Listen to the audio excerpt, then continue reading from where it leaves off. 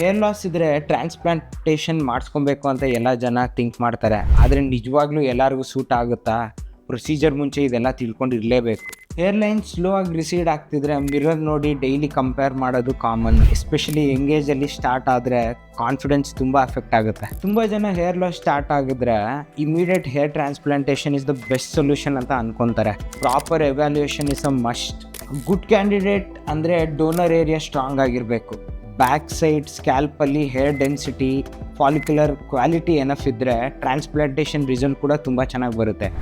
Age, hair loss pattern, scalp condition ಕೂಡ important role play ಆಗೇ ಆಗುತ್ತೆ. ಹೇರ್ ಲಾಸ್ ಇದ್ದರೆ ಆಟೋಮೆಟಿಕಲಿ ಟ್ರಾನ್ಸ್ಪ್ಲಾಂಟೇಷನ್ ಮಾಡಬೇಕಂತ ಫಸ್ಟ್ ಆಪ್ಷನ್ ಇಟ್ಕೊಂಡಿರ್ತಾರೆ. Sometimes medical treatment first better option ಆಗಿರ್ಬೋದು.